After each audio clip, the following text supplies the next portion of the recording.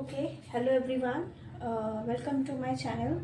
So yesterday we have completed our human capital formation in India from class 11 from Indian Economic Development. Today we will start with a new topic from class 12 NCERT book, that is your second chapter जो था आपका theory of consumer behaviour.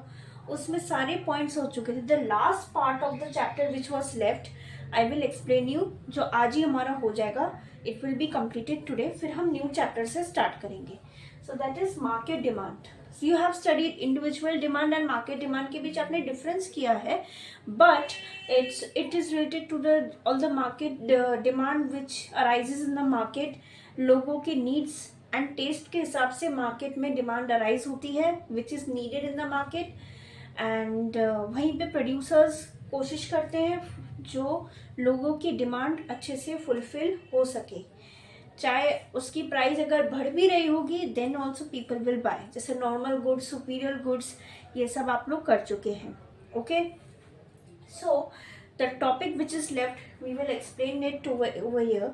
That derivation of market demand curve. आपने individual demand curve का derivation किया है graphical representation के द्वारा, through the graphical representation, but you have not done your market demand derivation of market demand curve, and the representation, graphical representation will be explained in this video.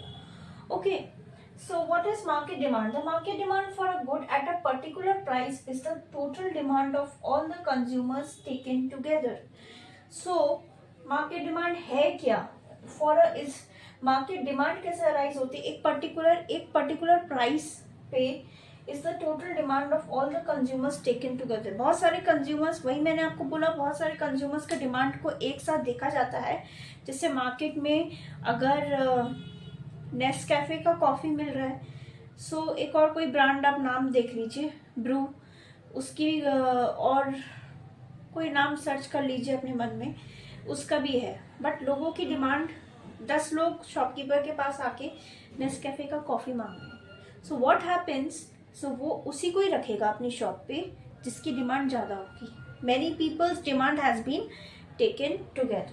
Okay, ये हो गया. इसके बाद जो आपका इसके ऊपर ग्राफिकल रिप्रेजेंटेशन है, okay, derivation of market demand का, उसको देखते हैं हम लोग. मैं यहाँ पे ड्रॉ करूँगी, फिर इसका मतलब आपको बताया जाएगा. Okay, here we will take just like an individual demand curve, we will take two consumers के पर्सपेक्टिव के according, two consumers demand and perspective के अकॉर्डिंग ही आपका ग्राफिकल रिप्रेजेंटेशन किया गया है, करा जाएगा. अभी यहाँ पर देखिए, first is, let's make the first diagram.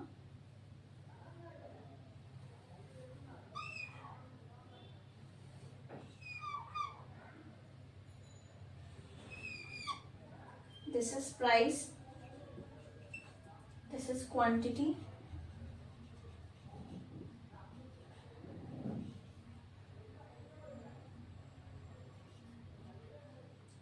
quantity dash, quantity cap, price dash. चलिए इसको मैं ड्रॉ करती हूँ, उसके बाद आपको अच्छे से समझाती हूँ. Okay, now you can see there are 3 graphs. Okay, price, quantity. Now quantity cap, quantity dash, quantity cap, price square dash, price cap. Similarly here, फिर यहाँ पे आपका combine हो रहा है quantity cap, quantities आपके यहाँ पे combine होंगे, उसको हम लोग चेक करेंगे. Now this is derivation of market demand curve.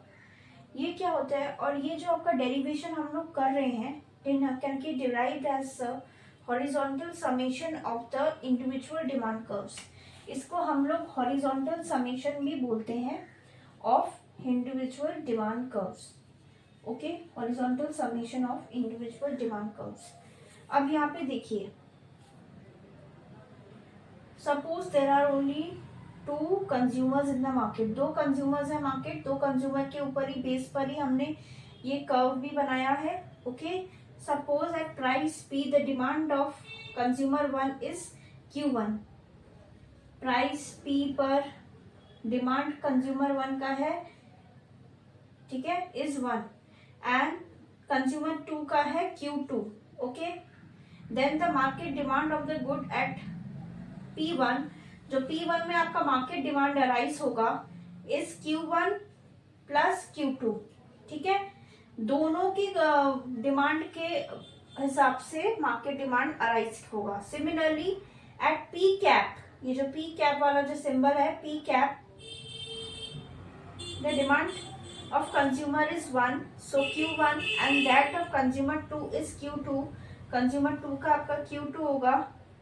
so market demand of the good of P is Q1 plus Q2. thus market demand at each price can be demand derived by adding up the demands of the two consumers at the given price.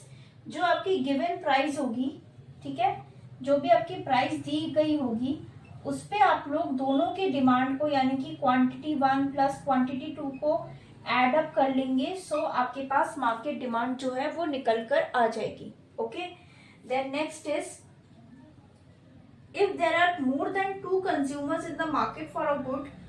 सो यहाँ पर third वाले graph में देखिए, if there are more than 2 consumers in the market for a good, तो फिर क्या हो गया, सिमिलरली द डिमांड जो होगी that will be add up, जो पहले किया गया था, to bring out the market demand. ठीक है, मार्केट डिमांड को निकालने के लिए, जिसे यहाँ पे दिया हुआ है Q1 plus Q2 is equal to Q dash plus Q cap, हमको निकाला जाएगा. द मेथड ऑफ एडिंग, जो ये मेथड है ऐड करने का, इसको हॉरिजॉन्टल समेशन बोला जाता है, जो अभी मैंने आपके सामने यहाँ पे लिखा है. ओके,